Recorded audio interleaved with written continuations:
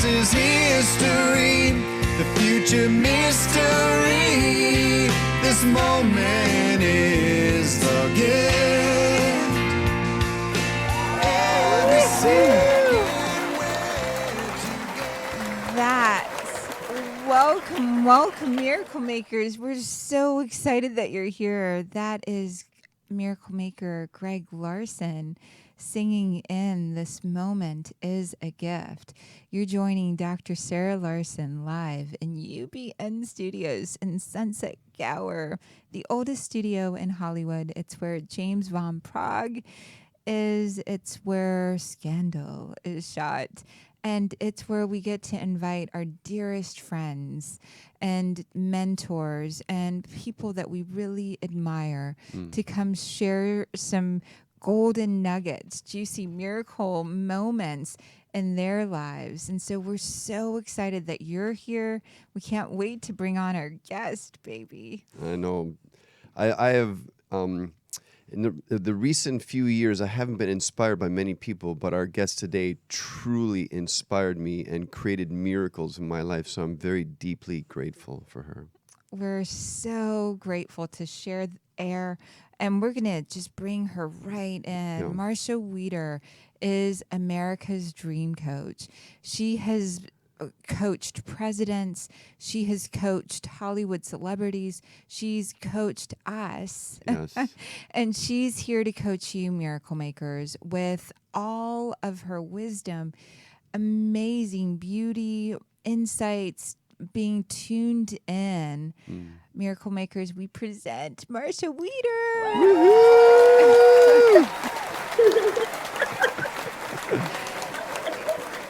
You've got the cutest laugh. This may be the most fun interview I've ever done. And so it is for so it is. all the Miracle Makers. We're in for a treat. Marcia has coached. Marcia, why do you coach? Oh my gosh. So first I have a lozenge in my mouth. Let me swallow. Well, hi everybody first. It's a big thing. I don't have to even consider myself a coach anymore.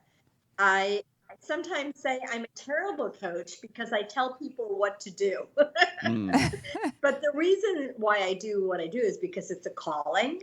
It's something that I've done now for 3 decades. I feel incredibly blessed that I get to help people all over the world get clear about their vision and pursue and achieve their dreams.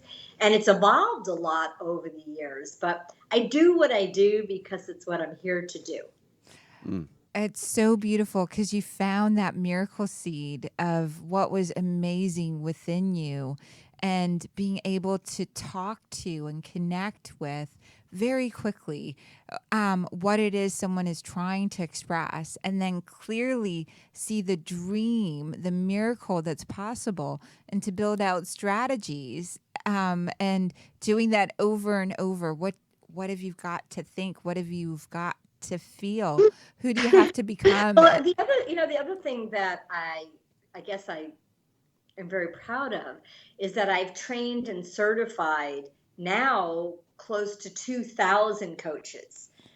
We call them dream coaches because there's a lot of people like me who are committed to helping other people achieve their dreams. And what I've discovered, because I was there in the early days of coaching, and now coaching has become a multi-billion-dollar industry, and that's why we moved our Dream Coach certification into an online program. And I've recently certified probably, I think, our 500th coach in Israel and just literally all over the world. And what we found is that when you tell somebody, this is what coaching is all about, when somebody shares a dream with me or with another, we're like a million times more likely to do something about it. And I think that's why coaching has become so wildly successful, because in the dreaming world, a lot of us keep our dreams a secret. And we keep them such a good secret that we sometimes can forget what they even are. So it's like, well, I don't want to tell you my dream. This is what I've heard over the years. I don't want to tell you my dream because you might laugh at me, or somebody might steal my idea. But the really big reason, I don't want to tell you my dream because you might expect me to do something about it, which is why coaching is so important and why it's become such a massive boom industry. That's what I think. It's such a gift. Both Greg and I are coaches, and we love the clients. We love them so much that more than they love themselves quite Oh, often. so true.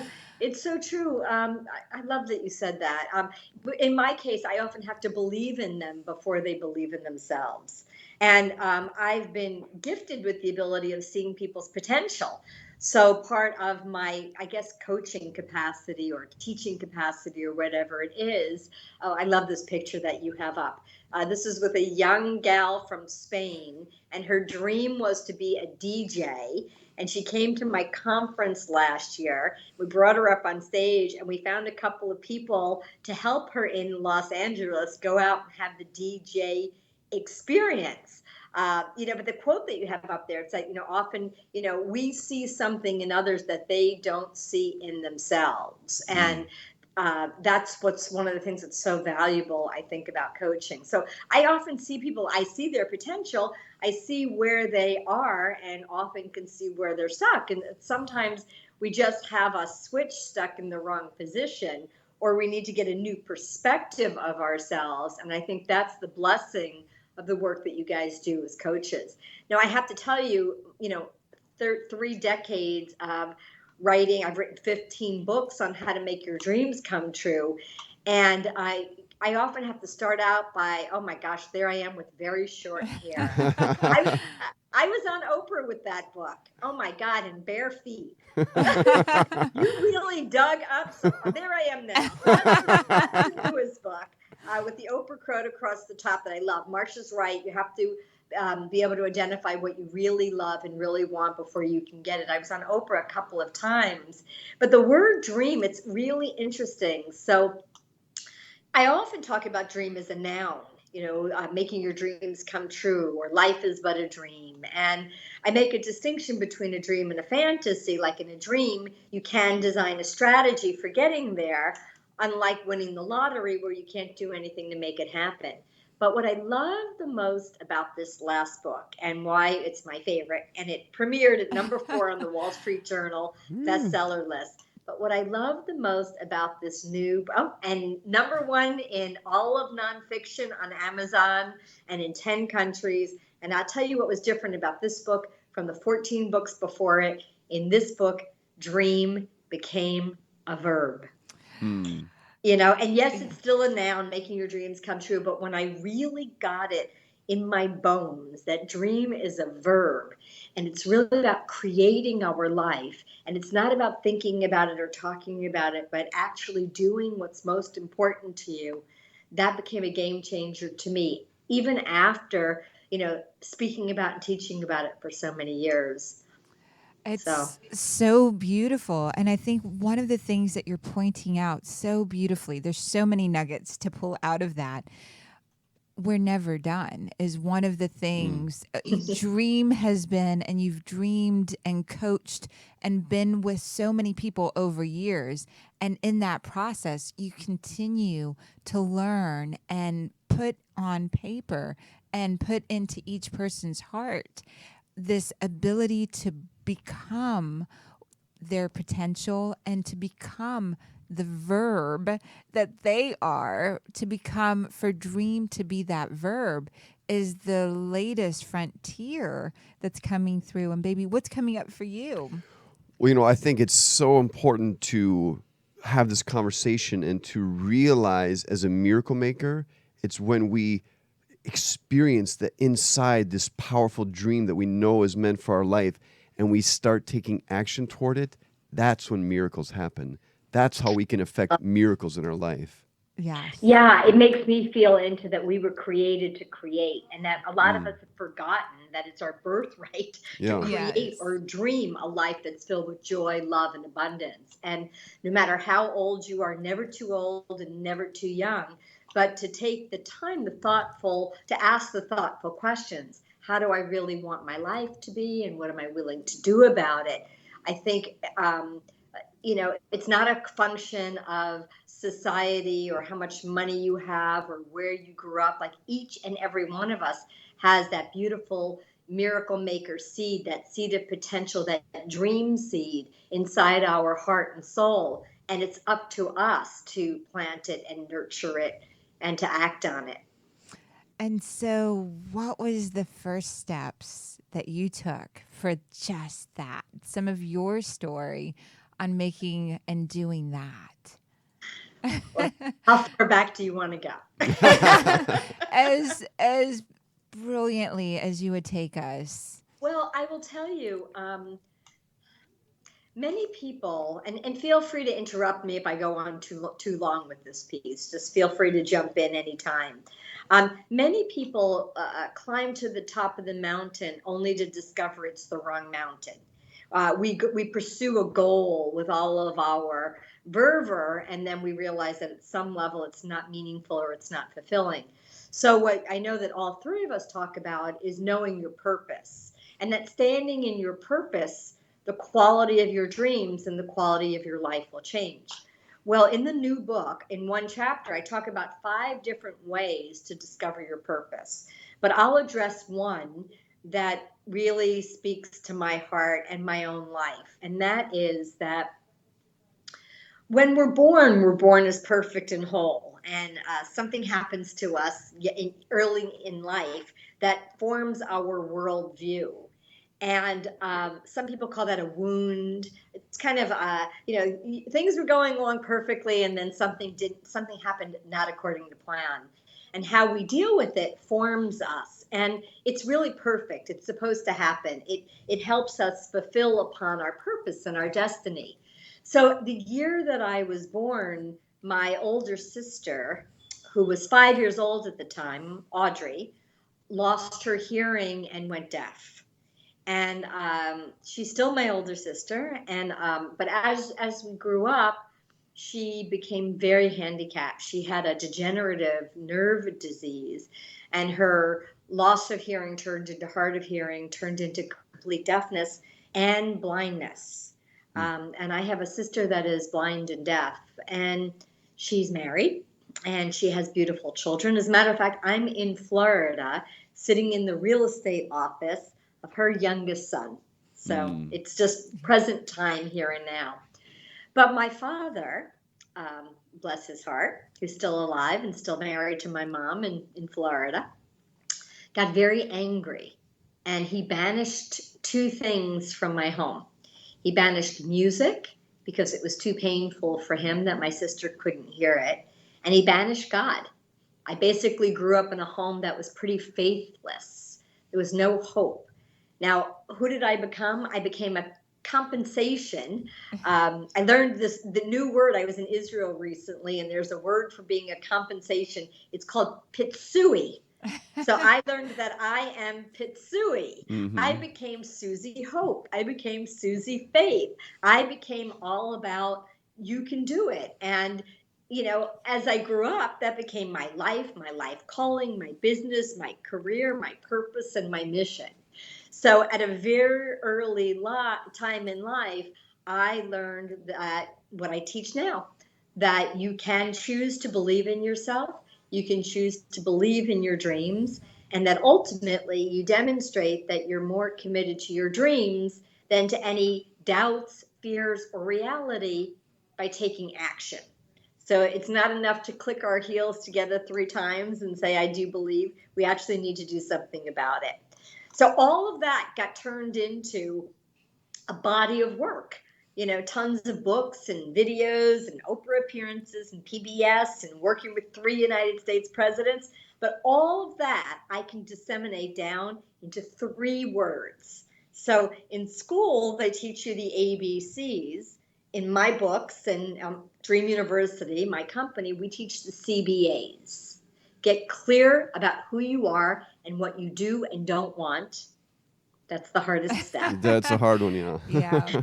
B, believe in yourself. Like prove, demonstrate that you're more committed to your dreams than your doubts by A, taking action. And then there's some shortcut steps and some other things in it, but it's sort of amazing to me that I can consolidate, all of my life's work down into these 3 steps, getting clear about who you are, believing in yourself and your dreams, trusting yourself at a deeper level, trusting life and the world, and then proving that you do by actually taking action. It's so, so beautiful because it comes down. That's so beautifully. You have taken years and years to come up with this, and we get to stand on that. All the coaches that work with you, we Oh, each, yeah, all of us get to stand on that clarity. You can't do what you do, and you can't create what you want by doing all of the things you did before. Action is going to be required, an action in a direction that you've never taken before, because you believe in your dream, in your vision. You become that verb, whatever that action, whatever that energy is, who you're being in order to create, to manifest, to bring about what you're dreaming of, what you're visioning of, what you're really, and each of us has that within us. Your sister went on. It's so beautiful. Thank you for sharing that story. She wasn't limited by her handicap. Because I'm sure she had you as a sister too, could believe and dream. Hmm. a blessing and a curse. Yes. But, being so tenacious, it's a much bigger story, but thank you for that. That was really lovely. Yes, I love where you were about to go with that, because I could see being tenacious. You made sure she got her dreams met as well, which I can see you nodding your head, saying yes, that happened there as well. And we have an 11-year-old daughter, and I know that she is tenacious. She Yeah. makes what she wants happen in the world. And part of the reason that she has that, I believe, is because we've not squashed her ability to see herself, and we've given her honest reflection from day one, from the time that she could talk and express her choices. Mm. We've made it a point, and she works at a horse rescue ranch. She's trying to convince us to get a bigger place so she can keep her 4 puppies. I gave a talk at a PTA meeting, and a father was there with his, I think she was 14-year-old daughter. And I did this little exercise, turn to your partner and share your dream. And I watched his face, and he was emotional, and I kind of listened in. And what she said was, Daddy, my dream is to be a teacher. And I waited, because the logical response could have been, and often is, teachers don't make enough money. And he gave her the dream coach response. And he said, you'll make a great teacher. Anyone that had you as a teacher would be so lucky. And I thought about it later that maybe for this young girl, maybe that her dream isn't about making a lot of money. Maybe it's about being a great teacher, or because her dad was there. Oh, so sweet. Her dad was there.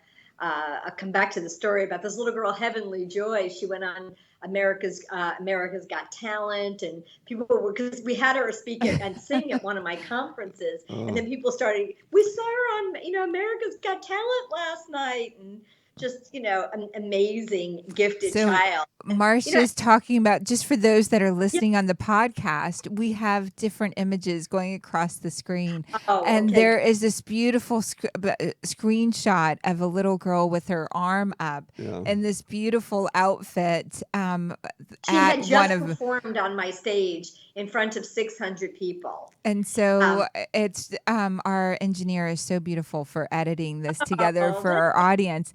And I'm so being delighted as I'm being excited. But I want just the father, I thought about like for this little girl, it wasn't about making a lot of money, and I thought about that maybe she'll be the one who revamps the educational system Yeah. because somebody said, I hear you and I believe in you and your dream matters. So I really applaud you for encouraging your daughter, and helping her find the self-confidence and the self-trust to know that what she wants now is what she wants, and not talk her out of it or show her. I once had somebody call me and say, my 6-year-old wants to be a Kmart checker. What should I do? I said, tell her she'll be great, and call me Yeah. when she wants to be a rock and roll star. I think this is so important for the audience Yeah. to Miracle Makers.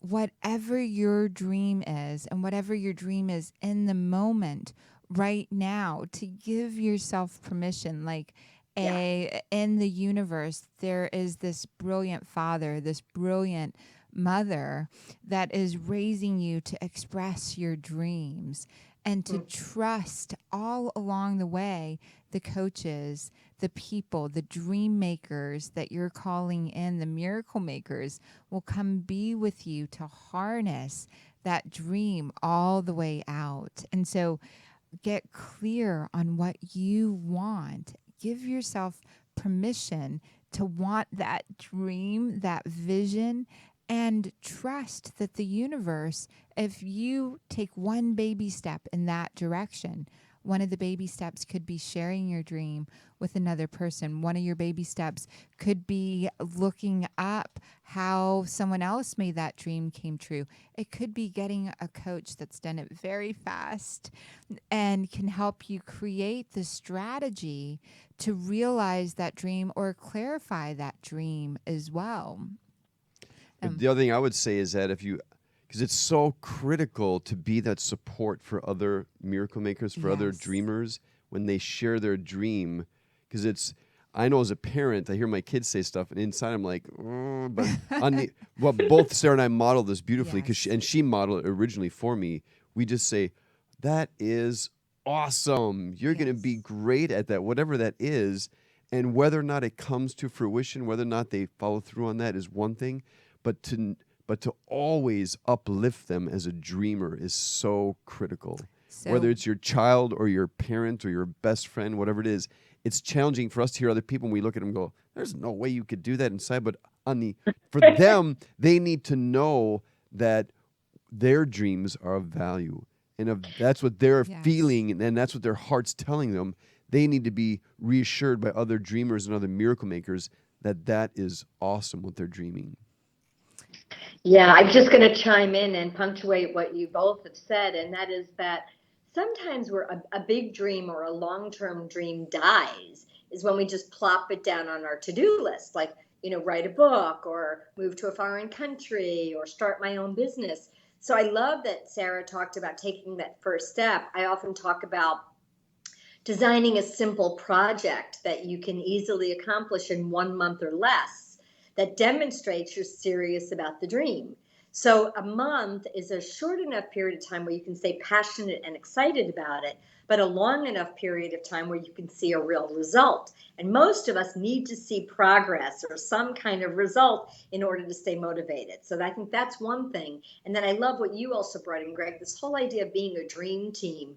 We grow up, many of us have grown up or growing up in an environment where there's lots of naysayers, dream stealers and dream stompers and dream killers. So our ability to develop the capacity to speak about our dreams. I used to teach at Girl Scout camp, and the Girl Scouts would say, that they would go home and they would tell their big brothers, like their dream was to be a veterinarian. And their brother would say something sometimes to them like, that's a stupid dream. And they learned how to say, well, I don't care what you think, or what they call the California blow off, which is, well, thank you for sharing. Meaning that they were learning how to stand up for themselves, to share, because a lot of people are like, oh, I can't tell you my dream because what if you judge it, and what if you shoot it down? So a lot of people teach don't share your dream with just anyone. And I don't teach that. I teach develop the muscle to share your dream with anyone, anytime, any place. And regardless of what they say, whether they celebrate you or try to discourage you, get strong. Because it's like if you meet a doubter on the road and you haven't dealt with your own doubt, their doubt can magnify yours. But if you've dealt with your own doubt, and you meet another doubter on the road, by contrast, it becomes the opportunity to deepen your commitment and your conviction to your dream. So build strong muscles. Yeah. I love the strong muscles. Build strong muscles. And that's such, I love that. Share your dream. And I love the way that we taught and I teach our clients and our friends is to really say, do you believe that? Once they've shared their dreams and someone's giving them the feedback, we get them and we have them say, do you believe that? And then we let the person that's sharing the dream, you can believe that if you want to. So Sounds like enough. it's such a brilliant Miracle Maker blow off. We now have a great label for it. Here's the Miracle Maker blow off. When you share something that's close to your heart and people don't necessarily engage with it in the way that you thought they might or the optimal way, hey, do you really believe that? And if they say yes, you say you can believe that if you want to. The Miracle Makers blow off. Awesome. I love it. I love it so much. You teach so much, Marcia, and you give from such a heart. How do you rejuvenate yourself? What is your routine? How do you make miracles for yourself to fill yourself up? I would probably answer that question differently today than I might in the past. So the simple answer is I meditate.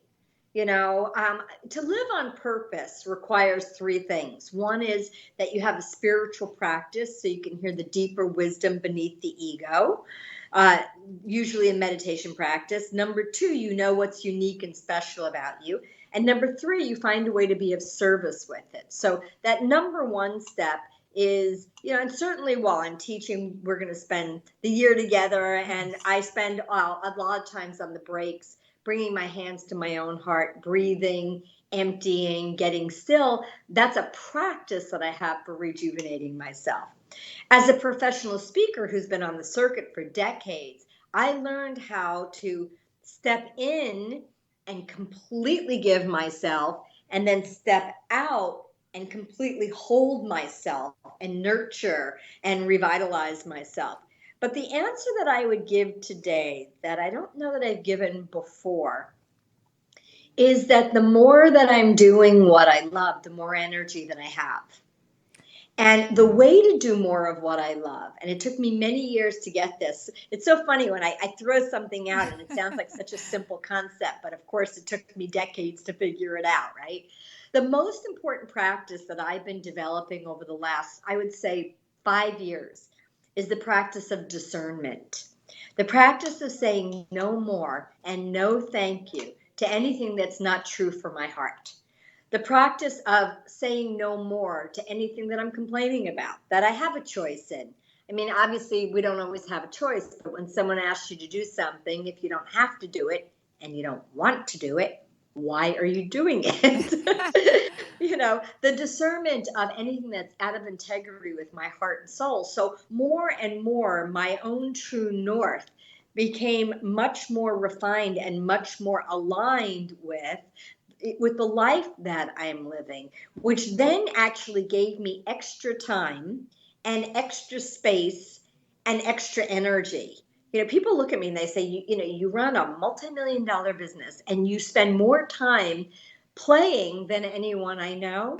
That came from discernment. So by clearing away anything that wasn't true, I don't even have to have the practice anymore of stepping in and stepping out, because I have so much more energy for being, which doesn't matter whether I'm in or out. So I'm pretty much feeling revitalized and energetic most of the time. It doesn't mean that sometimes I don't get tired. I mean, right now I'm in Florida dealing with aging parents, and that can be tiring, but so that's when I bring my hands back to my heart and come back to remembering my practices. But there are, projects that we talked about as a measurement that you're progressing and moving forward on your dream. There are practices that we've been talking about as ways to develop muscle and capacity. And then at the end of the day, there's just the quality of being. And joy, joy is not overrated. you know? And doing what you love gives us more energy and more vitality and more energy and more passion. So as we say no more to the things that waste our energy, and we have more of ourselves back, it requires less practices in order to rejuvenate myself, but rather I'm living a more joyful, rejuvenated life. And the frequency of joy is a very high frequency. And I've really been discovering that myself. As a matter of fact, the conference that you guys were at, my farewell party before I left Los Angeles, the Wealthy Visionary Conference, I hadn't been meditating for a while. I had been traveling a lot. I was dealing with a lot of logistics and details. And I, closed my eyes, like 2 or 3 days before the end. I'm like, hey, God, you still there? Kind of thing. And, gosh, I'm sorry that I've been away from my spiritual practices. What wisdom and guidance would you give me for this event that's coming up that is really meaningful to me and really important? And basically what I heard back was just vibrate at the frequency of joy that you're vibrating at, like share that. So it wasn't about thinking or doing. I mean, obviously I don't script my programs, and there are certain things that need to happen at certain times, but I wasn't in my thinking mind. I wasn't trying to figure it out. I wasn't trying to do anything or get anywhere. I just tapped into this level of joy that I was feeling, and I never got tired. I never got tired the entire weekend. And as you guys know, they had me running from room to room, from the V.I.P lunch where I was coaching to the big stage to running around in the room. So To it's kind of the a long answer. audience that was visiting online, there were a lot of people coming in as well. And afterwards, I was blown away because we didn't know that you were doing with Debbie Dashender. For all of those that were streaming live, you were present with them on the live stream as well. And I love the level of joy that we experienced Me too. at your conference, the True Visionary, and we have signed up for the year program, which is as busy as we are, as much we literally go on a date with our amazing friends because we were running out of time to give to each other. That's how this radio program got created. It was one way to guarantee we would have That's great. meaningful time together with those that we really, really want to bring into our lives. And we're going to spend, as busy as we are, 11-year-old, 9-year-old, 4 puppies, running multiple companies. We're doing this because what you share, that level of joy and the level of commitment in the Meaning Institute and what each of the people shared. One of them was Urim. Urim was amazing. And we're going to have him on live next week on That's great. Miracle Makers sharing. And he's in the Meaning Institute for the second Well, the time. dream that I heard more than any other in all my years, yes, you can use my books and stuff for goodies, new houses and cars, and a lot of career changes and relationship. But the dream that I heard more than any other dream is I want to know that my life matters. I want to live a meaningful life. And meaning comes from connection. So there's the connection that we have with ourselves. There's a connection that we have with each other. And then there's also a bigger connection, a spiritual connection. So we have about 105 people coming together every 90 days over the year. We'll get to spend, I think it's 13 or 14 days together. I'm so thrilled that you have joined me, that you trusted both me and yourselves. I love that you're coming in as a couple, because I think there's a whole nother level of dreaming that happens modeling what you guys model so much, your love and admiration and respect for each other, and the ability to collaborate and co-create together, is very, very inspiring. And I think we have like 10 couples or so. I forgot the number, but we have a lot of really fabulous couples. And we have people coming from Palestine and Israel and Pakistan and Europe and Canada and all over the United States. So I am really thrilled. And the opportunity to go deep into our hearts and souls, to ask provocative questions, to be witnessed as we open our hearts and we open to the truer expression and the wisdom and guidance of life, it's so extraordinary. It's just so extraordinary. So I'm thrilled.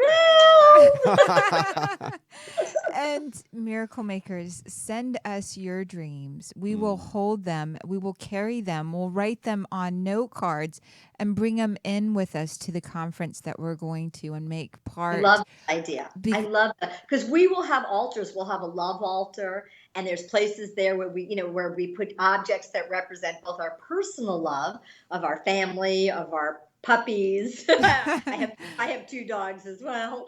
Our personal ideas. Sometimes people put rings or mementos on there, but there's also another altar that brings in the impersonal love.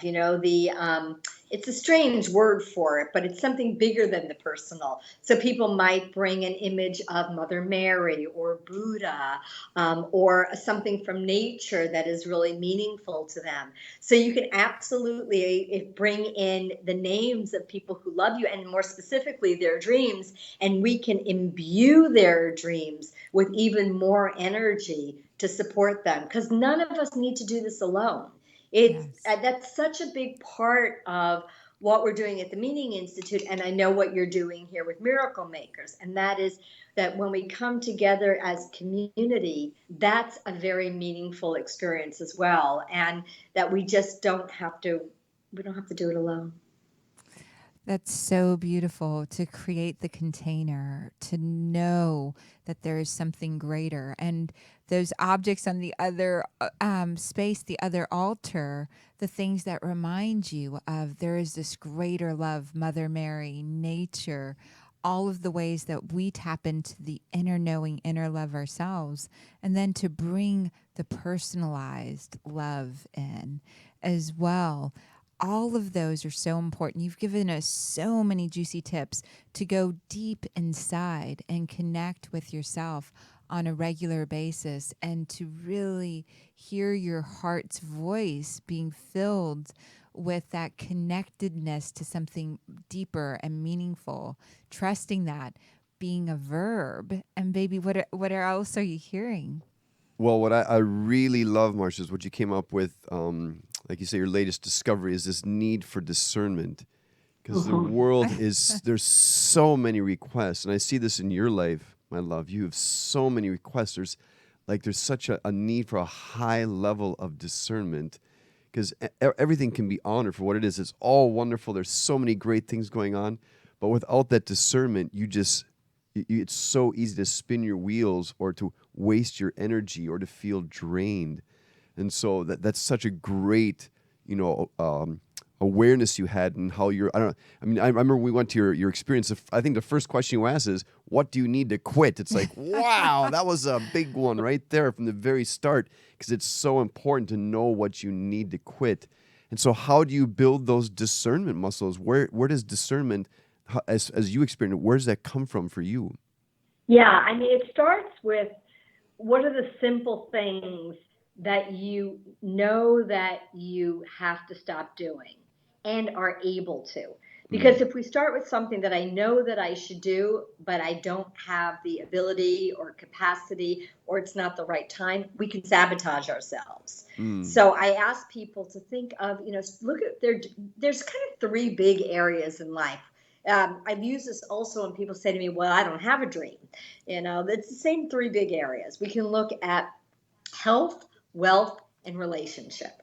So the question is there anything in any of those areas that you want to change? And if so, there's the potential for a dream. And health. Do you weigh what you want to weigh? Is your blood pressure where it's supposed to be? Do you have the energy and vitality that you want to have? Anything that you would want to change in that area? And by the way, it could be spiritual health as well.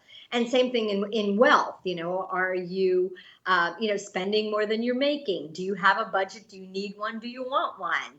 Are you being paid well for doing what you love? There's a whole topic that we could talk about. Yeah, yeah. So place in life that you're needing to make a change is the potential for a dream. And any place in life where there's a need to get rid of something, to say no more, to say no thank you. Any place in your life where you can purge, give away some clothes that you're not wearing, clear on your desk. In order to open to our dreams, we need some space and the ability to empty our minds, even empty our hearts, certainly empty some of our physical space, opens up the space for us to become receptive. And receptivity is a really critical quality for inspiration, for imagination, for creativity, and for dreams. So I'm not suggesting that somebody, that you go quit your job today, but if there's something that you know that you need to do, either create it, a dream, or get rid of it through discernment, and you're forever thinking about it, talking about it, but not taking action on it, this is a source of great suffering. A lot of people talk about intention, right? And I like to go like this with my hand, that intention is I don't know where the camera is. Intention is the rudder that steers the course of your life. It'll give you direction. But we often say we want one thing and we do another. And it's a source of great suffering. I literally cannot figure him. There's my hand. We say we want one thing and we do something else, or we say we want something and we do nothing.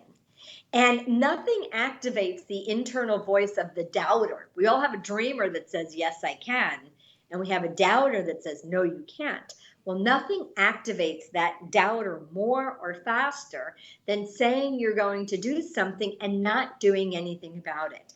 So if you've been talking for a long time about quitting something, stopping something, making a change in your life and not doing it, you're doing yourself harm. And it's the same thing with dreams. I call them lingering dreams. If you have a lot or a maybe someday dream, I would rather that you either do it or dump it. Because integrity together, intention and integrity together form the key to manifestation. It's not enough to have good intentions, because without acting on it, it's just blah, blah, blah, blah, blah, blah. That's so, so beautiful. And I love the specificness of it. Brings me to a Bryan Adams quote, which is, like attracts like. Whatever the conscious mind thinks and believes, the subconscious mind identically creates. And it's such a beautiful quote to really get, even if the action step is writing down the dream, drawing a picture of the dream, allowing yourself this time, the To 30 feel it, see it. to feel it and to see it. And then I love that you put 30 days to do. Yeah, and they can do it faster, even better. But I like the Yes. idea of boundarying it. Of putting a boundary around it. So, wow, the first step, letting go of what no longer serves you very easily. And as you're letting that go, getting very clear with, what do I like? What like attracts like? What do I want to be like? And letting yourself put images. I love you, Marcia. I've named you on my phone as Twin, and then your name, because for me, I have a profound like attracts like. I And love that. Sarah, a lot of people who don't know what their dream is related to what you're saying, you could go on a passion quest. yes. A quest where you take a period of time, You don't have to put the rest of your life on hold. I know most of us still need to earn a living or pick the kids up after school. But a passion quest where you take a period of time, a day, a weekend, a month, a year, to discover what do you like, what do you love, and what's no longer true. Because the dreams that we have in our 20s and 30s Yeah. aren't the same dreams that we have when we go into our 40s and beyond. So to take a period of time and discover, what do you like? What do you love? What is important to you and what's not? You know, one of the promises, I call it an HLP, the high level promise of the Meaning Institute, the program we're doing together over the year, is that you will trust yourself on a deeper level. When we trust ourselves on a deeper level, we can trust that we actually do know who we are, what we love, what we want, and what's no longer true for us. We can dream bigger dreams and take greater risks. So, again, this speaks to the integrity piece. We build greater self trust by making and keeping our agreements with ourselves and others, or with our coaches, or with God, whoever you're making your agreements with. But each of us has the responsibility and the privilege of knowing who we are as we are creating and recreating ourselves through life. You know, so I'll often say to people, well, what makes you happy? And they won't know. And it's okay, but do you care enough that you're willing to explore and discover who you are now and what matters to you? And for most of us, in order to create a dream or even have space in our life to dream, we need to quit something and clear some space to open up to our hearts, our vision, and to see what's true for us and for who we are now. That is so beautiful. We've only got about 3 more minutes together on our date. And the Miracle Makers, this is one that I'm sure many will go back and listen to. Please subscribe to our podcast. We love you and we love the conversations we get to have for you. We also want to take your dreams with us to the Meaning Institute. And so whenever you're hearing this, please write to us and we will carry it because we're meeting every 90 days. We will bring it to these special altars. And we're so grateful, Marcia, that you are on air with us. And I don't want to be done. we're in the same place. This is one of the things that we get. We don't want to be. That's why we're on for the year with this, for these beautiful conversations and miracle makers coming in and being on the beautiful conversations. We want to hear who you want us to interview. Luckily, we're so blessed. Marcia Wieder, coached 3 presidents. We can bring in who you want, 1 degree away from bringing in who you want to see on air. So make sure you make a note in the comments who you want next. Maybe I'd love for you to share a little bit as we're closing out. I just feel blessed by every miracle maker in our life, and I want to surround my life with as many miracle makers as possible. So that's why we're here doing this for you. We want your life to be filled with miracle makers.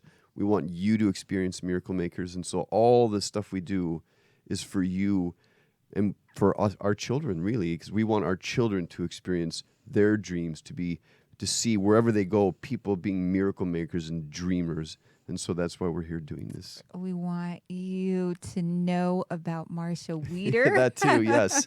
And to dream the big dreams, to let the biggest dream that if there were no limitation, no money, no time, to start the seeds of that miracle. Your dreams live only within you, and to activate that. Marcia, I'd love for you to close out the show as well. Yay! Well, one of the graphics that just came up reminded me that if people want 10 short free videos, they can go to dreamuniversity.com. And they're 2 to 3 minute short little videos. We call them dream steps. And that's a gift that I would love to give to anyone. Just go to dreamuniversity.com and you can get that. And what I want to leave you with is that regardless of what's going on in the world or the economy or in your own personal checking account. It's never been a better or more important time to pursue your dreams. So my invitation to you is do something today. Take one action step, whether it's writing out your dream or sharing this podcast with someone or scheduling a meeting or whatever, signing up for a class. Do something to demonstrate that you're serious about your dream by taking action on it. And thanks for carving time out of your busy lives. And beautiful Sarah and Greg, thanks so much for having me on. I love this time with you. It flew by way, way too fast. And maybe once I get relocated and settled in my new home in Rome, we can do it again. Oh, woohoo! We love that. We love that. Thank you, thank you, thank you. Thank you, Marcia. So much. And thank you, Miracle Makers, for being with us. We will see you next time. The past is history, the future mystery. This moment is the gift.